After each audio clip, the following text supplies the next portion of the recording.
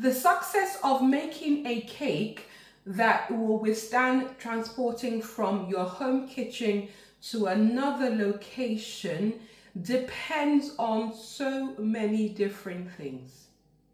It doesn't just start in the car. Yes, where you put your cake box in the car is important. How you transport it in the car makes a whole difference. But the whole process starts even before that. Here I have 2 boxed up cake that I'm going to be transporting to a party. I've done the necessary preparation to get them ready for the journey, but that's not even the start of it.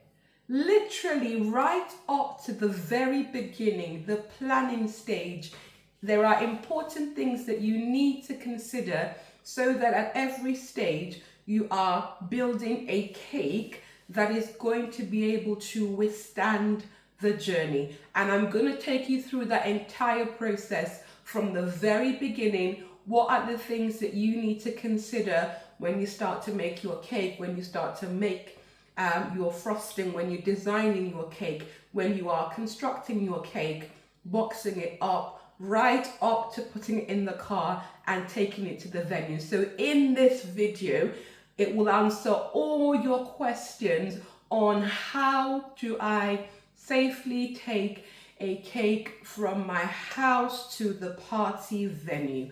And with this video, when you are ready to transport a cake, you'll be able to do it confidently and your cake will get there in one piece and you'll be able to show off your amazing design. Everyone will be like, wow, look at this amazing cake that you made. Because of course, you're going to make an amazing cakes.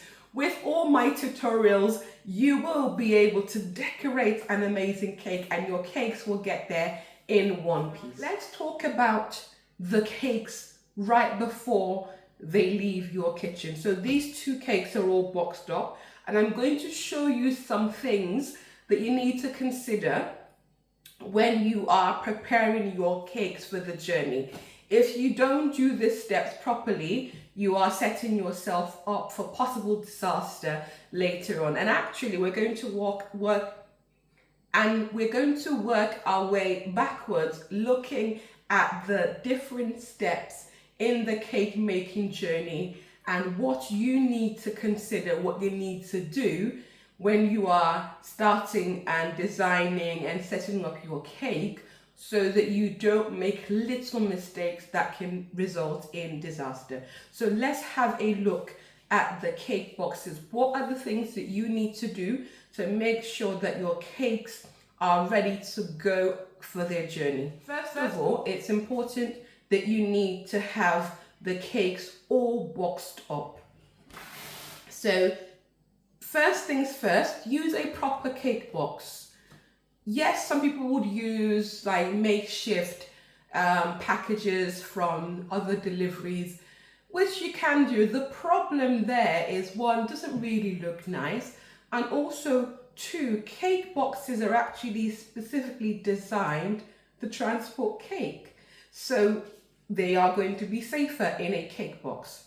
Make sure that you have a cake box that's sturdy and that you have constructed it properly. Now, it might seem like an easy thing to say or to do, but actually putting together a cake box may be a little bit challenging if that's your first time. Not to worry, just click the video up at the top of your screen. I have a video where I show you how to put your cake box together so you'll know how to build your cake box properly. So that's the first thing. Use a sturdy cake box. Use an appropriate size cake box. Make sure it's big enough for your cake. Make sure it's tall enough for your cake if you're making a tall cake. Sometimes if you're making a really tall cake, you may not be able to find a box that completely covers the height of the cake. But that's not too big of a deal because there are ways around it. But the crucial thing is the size of the box in relation to your cake board. So let's take a peek inside this cake and I will show you exactly what I mean by that. So let's have a look at the cake, and we're going to start looking at how the cake is constructed, and I'm going to be pointing out some key things. Now, if you look, you will see that the cake board fills the entire space in the bottom of the cake box. This is because it's the same size as the cake box. So this is a 12-inch cake board, and the box is 12-inch. So you can see that it fills up the entire space. So when you fold the box up, there is no additional room. So your cake board is not going to be sliding around in the box. It fills the entire space because the diameter of your cake board is the same as the cake card. So you can see it fills the entire space. If, for example, my cake is actually a lot smaller than the cake board, that's fine. But the key thing is the board that sits in the box must be the same size. If you use a smaller cake board, then you have plenty of space, and that makes your cake move during transportation. So make sure that you get the right size cake box for your cake. Now, let's move on to the construction. When you are building your cake, you want to ensure that the cake is stable. Think of it as if you're building a tower. Your cake is a tower. The foundations must be nice and firm so that when you're transporting it, it doesn't move. The first thing that I like to do is on my cake card, I apply a layer of buttercream or ganache onto the cake card, and then I put my first layer cake on it. This acts like a type of glue, allowing it to stick nicely to that cake card. And oftentimes, it's not just the cake card. I will also use a second cake board, like you saw. So I've used a cake card to build my cake, but I then put that cake card onto a cake board for added security. And in terms of stacking your cake, decorating, always bear in mind that you want to create a structure that is nice and stable. So I've used ganache in this cake, so it's nicely firm and set. Also, when you are adding decorations, make sure that you take additional steps to make sure it's nice and secure.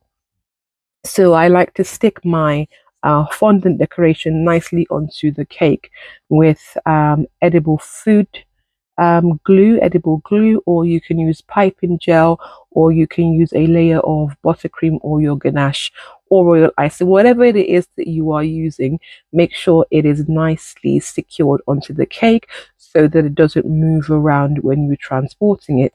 And the same thing if you are sticking things like candles or decoration, make sure it's nicely stuck into the cake and it's not going to be moving all around as you transport your cake.